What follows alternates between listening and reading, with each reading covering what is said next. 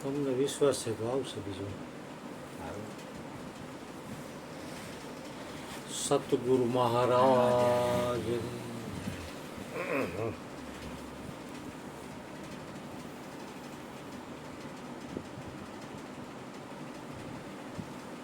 મૂળ પાયાની વાત તો એ છે કે તન તંદુરસ્ત, મન પ્રસન્ન અને બુદ્ધિમાં બુદ્ધિદાતાનો પ્રકાશ. કે તન તંદુરસ્ત એટલે શરીર જો સારું હોય છે ને તો જ ભજન થાય. નહીં તો લાખ કોશિશ કરશો તો જ્યાં તકલીફ છે ને ત્યાં મન જાય વગર નથી. અને મન પ્રસન્ન, મને જો રાગ દ્વેષથી ભરેલું હોય છે, ખીન થયેલું હોય છે તો એ સત્સંગ નહીં ગુજરે. બુદ્ધિમાં બુદ્ધિદાતાનો પ્રકાશ,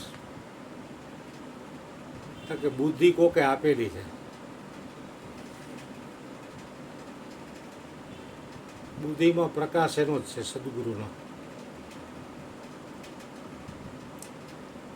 પણ તન મન ધન જે સદગુરુના માને છે એને જે પ્રકાશ પ્રાપ્ત થાય છે.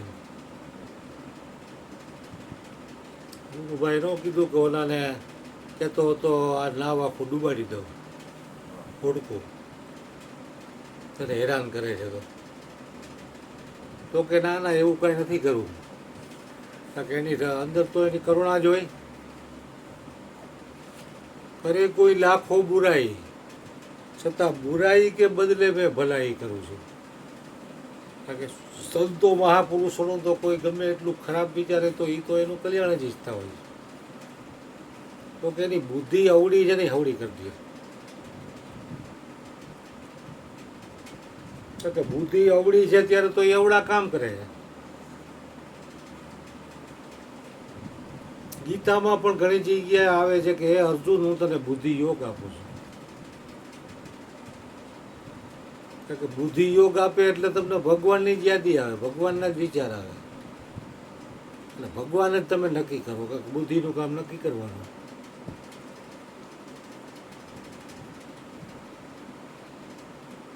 કે નો કરવાના કામ કરાવતું હોય તો કબૂદે. મનમાં વિચાર આવ્યો કોઈનું ખરાબ કરવાનો, પછી બુદ્ધિ નક્કી કરે કરવું કે ન કરવું, અને કરવું તો કેટલું કરવું. પણ અંતર્યામી અંદર બેઠો હોય તો ટોકતો જ હોય ને. પણ મન એટલું બધું વિષયોનું ગુલામ થઈ ગયું છે ને કે બુદ્ધિનું કે પરમાત્માનું સાંભળતું જ નથી. એની મનમાની જ કરાવી નાખે. કબીર જેવાએ કંઈ કીધું કે મન અંધા સબ કરાવત ધંધા. મન આનું હોય, નો કરવાના ધંધા કરાવતું હોય તો મન. બુદ્ધિને સવડી કરવાની જરૂર છે. બુદ્ધિ અવળી છે ત્યારે તો આ બધું સૂજે છે. એક ભજન વાણીભાઈ કીધું ને, કબુદ્ધિને કાઢો તો જ સુખ થાય, ઘટડામાં આત્મ રામ જગાય. કબુદ્ધિને કાઢો તો જ સુખ થાય. કારણ કે કબૂદી છે હું શરીર શું એવું નક્કી કરાવશે. શરીર શું એવું નક્કી થયું એટલે એમાં દુઃખ જ છે. કારણ કે શરીર છે એ રોગોનું ઘર છે. એટલે જ બાપુએ પહેલા વહેલા કીધું કે જાણનારમાં રહેવું. કાંઈ પણ શરીરને થાય છે તે જાણવામાં આવે. જાણનાર છે એ જુદો છે ત્યારે તો ખબર પડે છે, છતાંય જાણનારમાં મન રહેતું નથી. અભ્યાસે કરીને કાંઈ અસંભવે નથી, શક્ય છે. અભ્યાસે કરીને બધું થઈ શકે.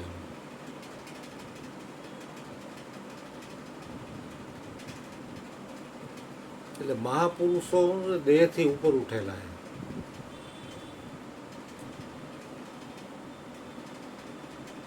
દેહથી ઉપર ઉઠેલા એટલે એ છૂટેલા છે. છૂટેલા છે એ જ બીજાને છોડાવી શકે. બાંધેલો છે એ કાંઈ બીજાને છોડાવી ન શકે.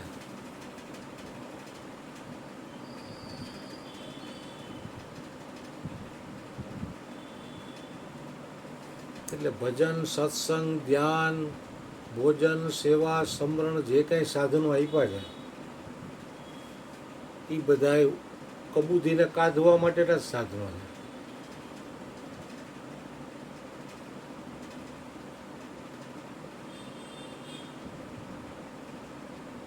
કે કબૂધીમાંથી સદબુદ્ધિ થશે તો જ તમે દેહાધ્યાસથી ઉપર ઉઠી શકશો.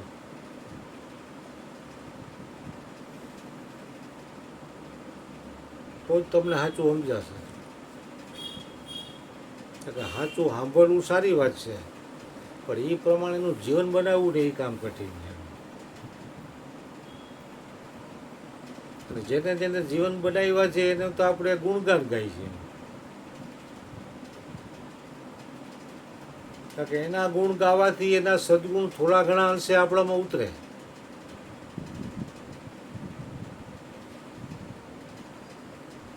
કારણ કે વાતાવરણમાં સારા અને ખરાબ બધાય વિચારો છે ચારે તરફ. તમે એક ખરાબ વિચાર કરશો તો બીજા અનેક ખરાબ વિચારોને સપોર્ટ આપી તમને નબળા વાળી દે. પણ એક સારો વિચાર કરશો તો વાતાવરણમાં સારા વિચારો પણ છે. તો સારા વિચારો એકત્રિત થઈને તમને તમારું દઢ મનોબળ, તમારો સંકલ્પ સિદ્ધ કરાવી દેશે. તો સારામાં સારા તો એક પરમાત્મા છે, એનાથી સારું તો કોઈ છે નહીં.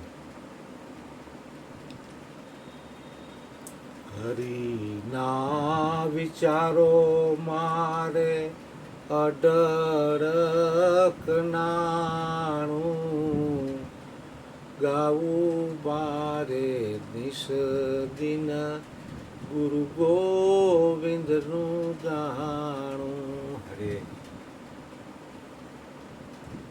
એટલે પરમાત્માના વિચાર કરવાને એમાં જ આ જીવનું કલ્યાણ છુપાયેલું છે.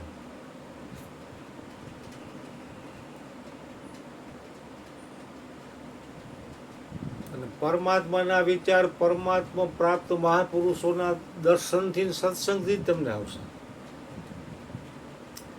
અગાવાલાના સંગથી કે ડિસ્કો દાંડિયામાં જવાથી નહીં આવે. કે લગ્ન પ્રસંગમાં 56 ભોગ ખાઈ લીધા એટલે એ વિચાર નહીં આવે.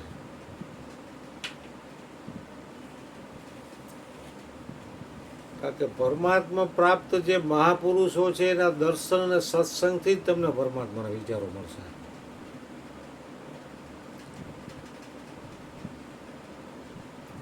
કારણ કે કુવિચારોને ગદા લાગી જાય સત્સંગથી.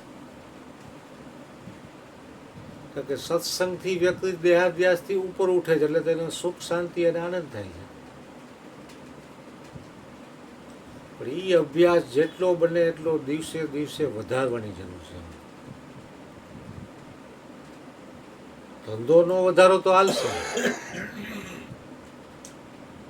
એમાં સંતોષ રાખવાનો ધંધામાં, આમાં અસંતોષ કરવાનો. તો કબૂધી એમ કહે કે ઓલો ધંધો જે રહ્યો ને લૌકિક કાંઈ હાથમાં છેલ્લે આવવાનું નથી, ધૂળ થઈ જવાનું છે, એમાં રાત પાલીને દીપાળી કરે એમાં વધારે. સત્સંગમાં સંતોષ રહે, બીજ નદી જમીન આવતું રહેવાય કે પૂનમ નદી જમીન આવતું રહેવાય.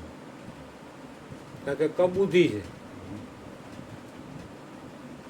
કારણ કે કબૂધી હંમેશા ન કરવાના જ કામ કરાવશે.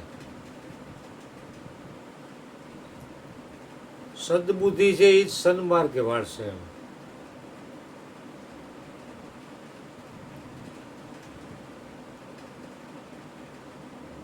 એવા સાચા રે સંતોની માથે વીરા, ભક્તિ કેરા મોર. નિરખતા જેને નૈના ઠરે, મટી જાય મનડાની ધોર. એવા સાચા રે સંતોની માથે વીરા, ભક્તિ કેરા મોર. નિંદા પરાઈ નઠારી લાગે, નિંદા પરાઈ નઠારી લાગે અને સમરે શ્રી રણછોડ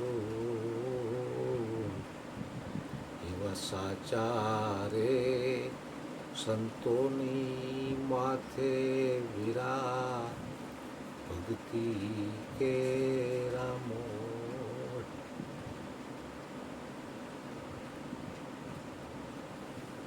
પછી એનું નિંદા કે સ્તુતિ ઉપરથી મન હટી જાય એનું. એ કોઈની ચોવટમાં કે ચકલી ચોરામાં કે વ્યર્થ વાણી વિલાસમાં એ સમય બગાડતો નથી. એકાંત મળે તો રણછોડનું સ્મરણ કરે, શ્વાસે શ્વાસે યાદી એની.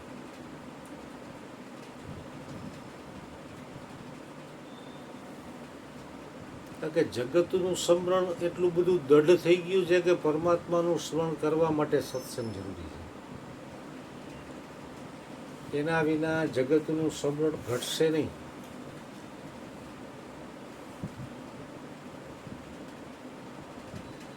શ્વાસ ઉશ્વાસે સુમિરન કરને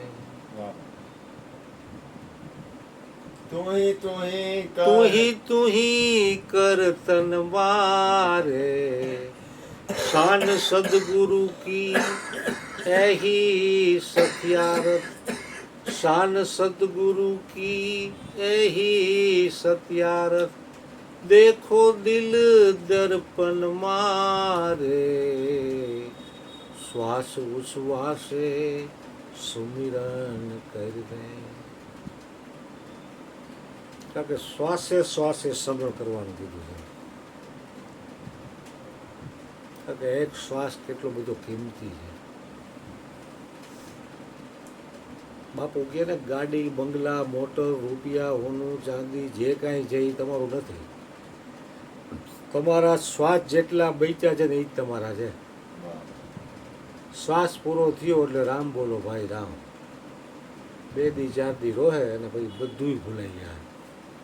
આપણી નજર સામે ફળિયામાં આટલા ફોટા માર્યા છે, કોઈ વાહે કોઈનું અટકતું નથી. આપણે અર્જુન બાપા સદગુરુદેવે શરીર છોડી દીધું, 27 વર્ષ થઈ ગયા. 1998 આ પહેલા મહિનામાં હમણાં 88 પૂરા થયા. 88 હાલે.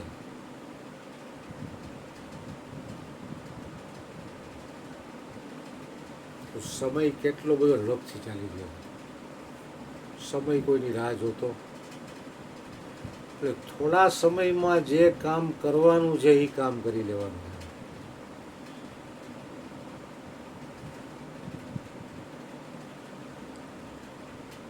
જ્યોતિમાં કહેતા ને કે આડી ઊભી કોઈ માની યોનીમાં જન્મ લેવો નથી. કારણ કે કોઈ પણ યોનીમાં જન્મ લીધો એટલે દુઃખ જ છે. આ સંસાર છે જ દુઃખાલય. હમણાં હું ઘણા દવાખાના રેખલો મેં જોયું ને 2 કલાક ડૉક્ટર પાસે બેવું પડે એટલા આગળ વેઇટિંગમાં બેઠા હોય. 1200-1500 રૂપિયા ફી દઈ લાઈનમાં ઊભું રહેવાનું. પહેલાં તો તમારું નામ, એડ્રેસ, ઉંમર, શું તકલીફ છે એ લખાવે. લખીને સીધી ફાઇલ બને કાઉન્ટરે 1200 થી 1500 ભરો. પછી એમ કે બેસો, વારો આવશે એટલે બોલાવશે.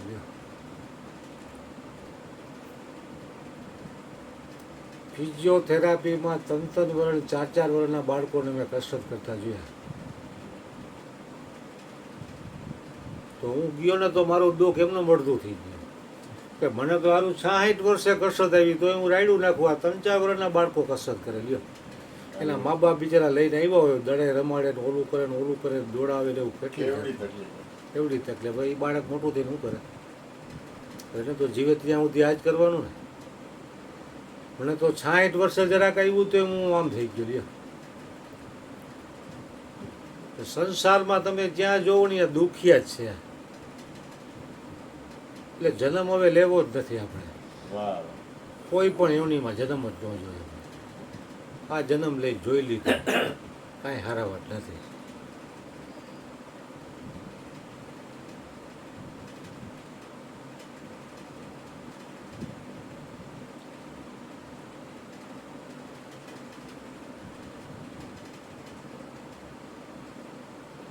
કારણ કે આ શરીર છે ને એ દુર્ગુણોની ખાણ છે.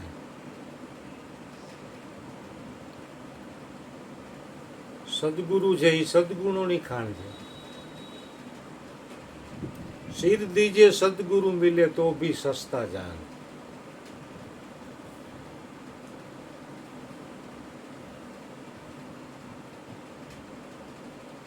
કારણ કે શરીર જો સારું હોય છે એટલે ભજન તો જોવાનીમાં જ કરવાનું. આ તો આપણી આંખ મોડી મોડી ઉતરી. આમ તો જેટલી વે હો થવાની એટલી વે થાય, એમાં આપણું કંઈ હાલે નહીં. કારણ કે યુવાનીમાં જ ભજન કરવું જોઈએ, જેમ વિવેકાનંદ કરી ગયા. તો આજે એ શરીરથી નથી છતાં એ લોકોના હૃદયમાં સ્થાન ધરાવે વિવેકાનંદ. ટૂંકા આયુષ્યમાં એ જે કામ કરવાનું હતું એ રામકૃષ્ણ પરમહંસના ચરણમાં રહીને કરી ગયા.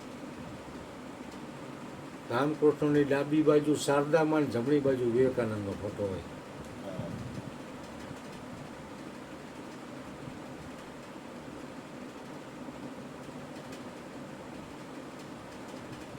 કારણ કે એ છે ને પૂર્વની કમાઈ લઈને આવેલા જીવ હોય તો જ આ બને.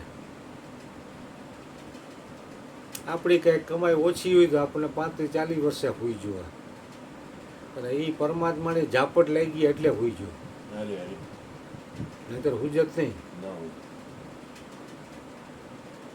કારણ કે ઘણી વખત માણસ એમ કહે પાપ કર્મનું ફળ દુઃખ ને પુણ્ય કર્મનું ફળ સુખ. તો સ્વામી રામ સુખદાસે એમાં જુદું કીધું. કે મોટે ભાગે માણસ પૂછો તો હું કે આને દુઃખ આવ્યું ને કંઈક પાપ કર્મ હશે. ફલાણો ભાઈ સુખી છે તો એને કંઈક પુણ્ય હશે, પુણ્યનું ફળ ભોગવે બિચારો.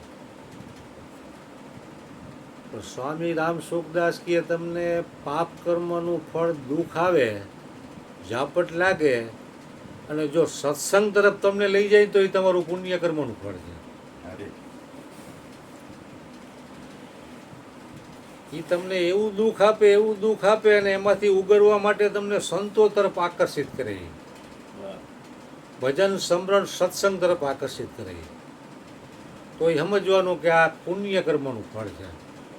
કારણ કે ખરેખર બહુ ઘોર પાપ કર્મ કર્યા હોય ને તો વ્યક્તિ દુઃખી થઈને આપઘાત કરી લે. આપણે ઘણા એવા કિસ્સા જોઈ છે. ડેમમાં પડે, દવા પીએ, ઘણા ફાઉં ખાય, રેલના પાટામાં પડે, કાંઈ ને કાંઈ એવું પગલું ભરી લે.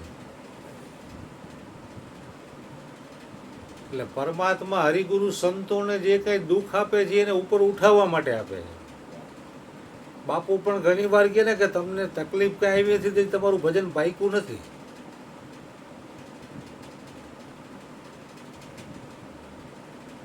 તકલીફ તાણે જો તમે ભજન સત્સંગ ન મૂકો તો તમારી કસોટી બસ પાસ થયા કરો. અહીં જો ડગી જાઓ તો પરીક્ષામાંથી પાસ નથી થયા તો આખું વરો ફેલ થાય. પછી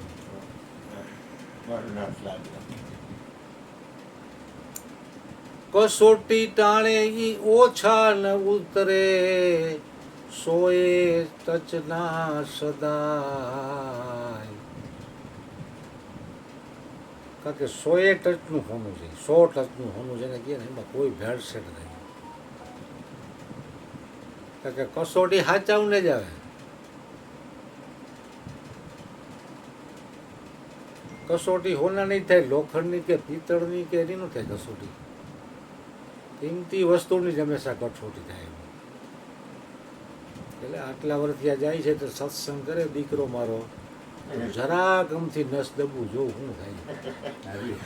દુખતી રગ દબાવી, કારણ કે રગ તો બધી એના હાથમાં છે.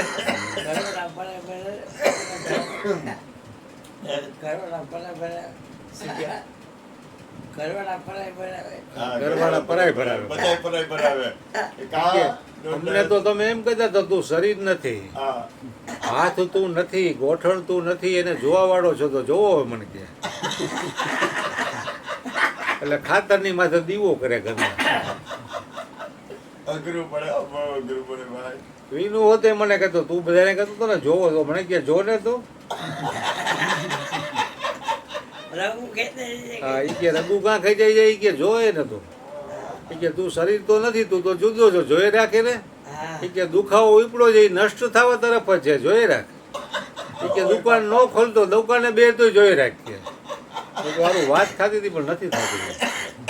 થોડું ઘણું થાય છે અમુક ટકાવારીમાં. 100% જે દેહથી ઉપર ઉઠેલા હોય ને એને કાંઈ એવી બીમારી આવે તો એ ઓપરેશન ડૉક્ટરને એમ કે ખોટું નથી કરવું, કરી નાખો. એવા સંતોય પડ્યા છે. કે એના શરીર અરે કઈ લેવા દેવા જ નહીં. પણ એ શરીરથી બહાર નીકળી જાય તો હા. થાય, એમને થોડું થાય. શરીરથી બહાર નીકળી ગયા મન બુદ્ધિ ચિત્તની બહાર નીકળી જાય તો એ થાય, એમને એનાથી એમને ન થાય. ન થાય. કારણ કે આ એનો ધર્મ તો બજાવે છે. એટલા એ ઉપર ઉઠેલા હોય. કેટલા ઉપર ઉઠવું પડે, વિચાર તો કરો. ये तन विष की बेलड़ी गुरु अमृत की खान, सिर दीजिए सतगुरु मिले तो भी सस्ता जान. કારણ કે આ તો વિષની વેલડી છે, ગુરુ છે એ અમૃતની ખાન છે. ગુરુ એટલે શરીર નહીં, શુદ્ધ સચ્ચિદાનંદ આત્મા જે વ્યાપક છે, રોમે રોમમાં વ્યાપીને રહેલો છે એની વાત કરી છે. કારણ કે એ તો આવતો નથી, જાતો નથી, થાલો નથી, ભરેલો નથી, આદિ અનાદિનો એવો ને એવો છે એમ.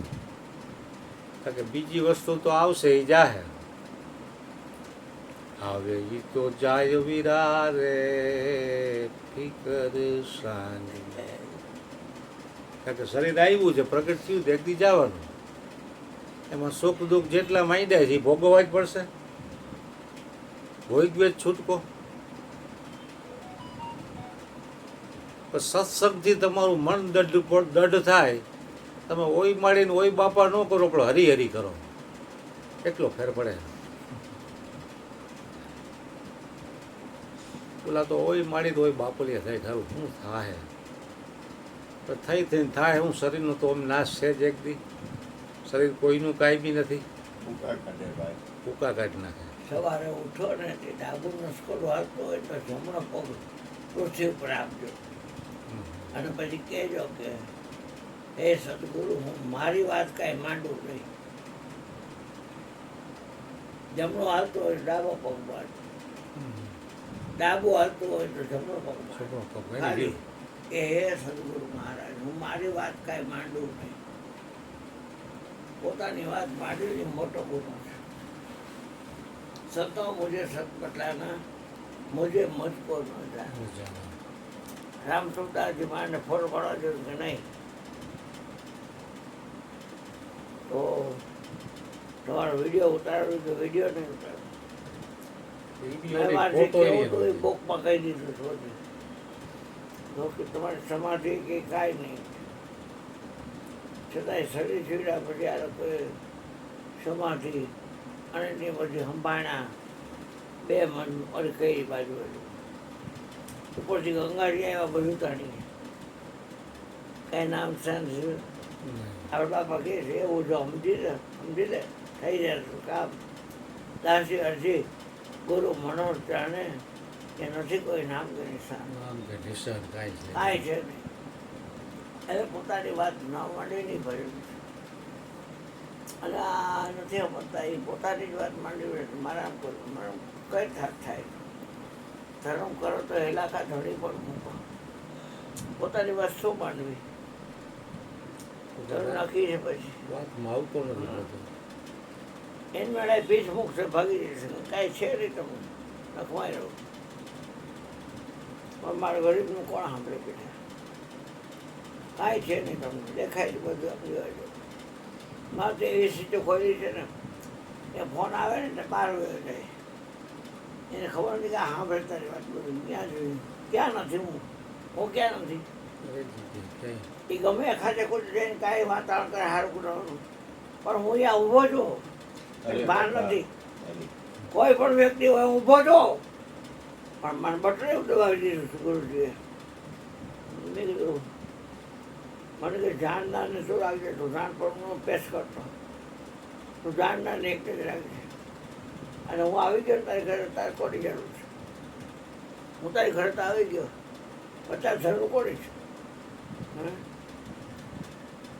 એટલે પછી હવે ધ્યાન રાખજો, મને કે જાણનાર મારી રીતે કોની જરૂર તારે? આવે તો કઈ ના નહીં પાડવાની, આવો તાકે હોંડાવાની જરૂર નથી કોઈ. જાણનારને રાખજો મને, તારી વાત માંડવી નહીં કઈ. સતો મુજે સત બતારા, મુજે મુજકો ન જાણે, શું માંડવી? બસ બોલ તું મારા બોલ સદગુરુ જાણવા મહારાજ. દેજે ભાઈ.